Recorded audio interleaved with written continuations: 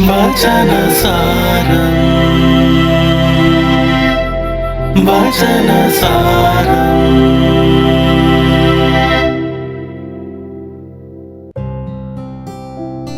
ഈശോയാൽ സ്നേഹിക്കപ്പെടുന്നവരെ, എല്ലാവർക്കും നല്ല ഒരു ദിനം നേരുന്നു. ഇന്നത്തെ തിരുവചന ഭാഗത്തിലൂടെ ഈശോ നമ്മോട് സംസാരിക്കുന്നുണ്ട്.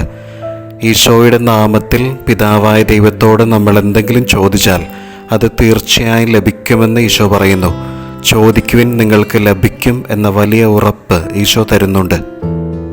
ഓരോ പരിശുദ്ധ ബലിയിലും ഈശോയുടെ തിരുശരീര രക്തങ്ങൾ പിതാവായ ദൈവത്തിന് സമർപ്പിച്ച് നമ്മൾ പ്രാർത്ഥിക്കുമ്പോൾ അത് യേശുവിൻ്റെ നാമത്തിൽ തന്നെയാണ് നമ്മൾ നമ്മുടെ നിയോഗങ്ങളെ ചോദിക്കുക.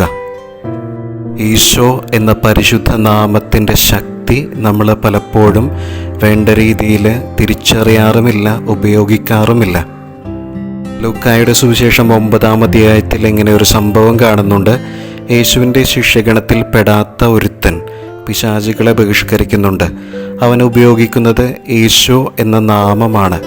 ആ നാമത്തിൻ്റെ ശക്തി മൂലം ഈശോയെ അനുഗമിക്കാതിരുന്നിട്ട് കൂടി അവൻ പിശാചുകളെ ബഹിഷ്കരിക്കുന്നതിൽ വിജയിക്കുന്നുണ്ട്. ഈശോ എന്ന നാമത്തിൻ്റെ സ്വർഗീയ ശക്തി ഈ സംഭവം നമ്മെ കാണിച്ചു തരുന്നുണ്ട്.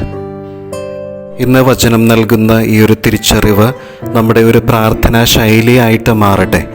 ഈശോ എന്ന നാമത്തിൽ നമ്മൾ പിതാവിനോട് നമ്മുടെ നിയോഗങ്ങൾ സമർപ്പിച്ച് പ്രാർത്ഥിക്കണം. കുരിശിൽ പാടുപീഡകൾ സഹിച്ച് പിതാവിൻ്റെ ഇഷ്ടം നിറവേറ്റിയ പ്രിയപുത്രനായ യേശുവിൻ്റെ നാമം, ആ പേര് കേട്ടാൽ പിതാവായ ദൈവത്തിന് നമ്മുടെ പ്രാർത്ഥനയ്ക്ക് ഉത്തരം നൽകാതിരിക്കാൻ പറ്റുകയില്ല. നമ്മുടെ ഓരോരുത്തരുടെയും ജീവിതത്തിൽ പിതാവിൻ്റെ ഇഷ്ടം നിറവേറാൻ വേണ്ടി ഈശോയുടെ നാമത്തിൽ നമുക്ക് പ്രാർത്ഥിക്കാം. എല്ലാവരെയും ദൈവം സമൃദ്ധമായി അനുഗ്രഹിക്കട്ടെ. വചനസാരം